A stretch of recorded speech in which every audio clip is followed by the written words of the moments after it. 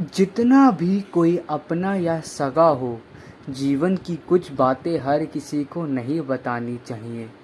एक संत अपने प्रवचन में कह रहे थे, बेटा प्रेम करो, विश्वास करो, लेकिन विवेक कभी मत छोड़ो। संसार में हर बात हर व्यक्ति को बताने योग्य नहीं होती। फिर उन्होंने एक प्रसंग सुनाया। एक युवक रोज सत्संग में आता था। एक दिन उसने संत से कहा, महाराज मैं बहुत दुखी हूँ। मैं जिसे अपना समझता हूँ वही बाद में मेरी बातों का मजाक उड़ाता है। मेरे अपने ही लोग मेरी कमज़ोरियाँ दूसरों के सामने बता देते हैं। संत मुस्कुराए और बोले, तुम्हें एक छोटी सी बात समझाता हूँ। उन्होंने पूछा, अगर तुम्हारे घर में एक तिजोरी है जिसमें सोना रखा हो, तो क्या उसकी चाबी हर किसी को दे दोगे? युवक बोला, नहीं महाराज। संत बोले, फिर अपने मन की तिजोरी की चाबी सबको क्यों दे देते हो? युवक चुप हो गया। संत ने आगे कहा, जीवन में 3 चीज़ें हर किसी को नहीं बतानी चाहिए।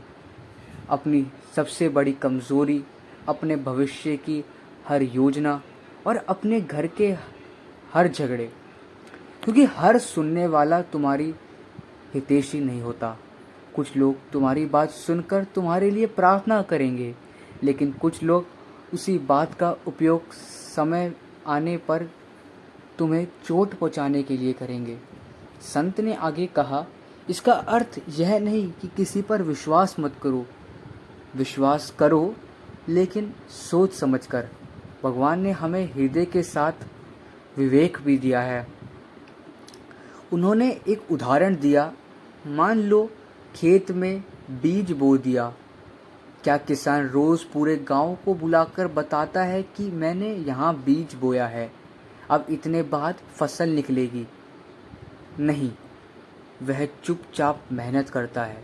जब फसल तैयार हो जाती है तब पूरा गांव स्वयं देख लेता है। इसी प्रकार अपने हर सपने का ढिंढोरा मत पीटो, पहले उसे कर्म से पूरा करो। फिर संत ने कहा, कई लोग अपने घर की हर बात बाहर बताते रहते हैं। पति पत्नी का झगड़ा, परिवार की परेशानी, पैसों की कमी, सब कुछ। धीरे धीरे लोग सहानुभूति देना बंद कर देते हैं और चर्चा करना शुरू देते हैं। याद रखो, हर कान सुनने के लिए नहीं होता और हर जुबान तुम्हारे हित की बात नहीं करती। युवक ने पूछा, महाराज फिर अपनी बात किससे कहें? संत बोले, भगवान से कहो, अपने गुरु से कहो, ऐसे व्यक्ति से कहो जो तुम्हें सही मार्ग दिखाएं, ना कि तुम्हारी कमज़ोरी का तमाशा बनाएं। जिस प्रकार अमूल्य रत्न खुले रास्तों पर नहीं रखे जाते, उसी प्रकार अपने मन की हर बात भी सबके सामने नहीं रखनी चाहिए। अंत में संत ने कहा, मौन भी एक साधना है। कम बोलने वाला व्यक्ति अधिक देखता है, अधिक समझता है और कम पछताता है। याद रखो, संसार में बहुत अपने मिलेंगे, लेकिन हर अपना तुम्हारा मन का रक्षक हो यह आवश्यक नहीं। इसलिए प्रेम रखो, कटुता मत रखो, लेकिन विवेक कभी मत छोड़ना। युवक ने संत के चरणों में प्रणाम किया।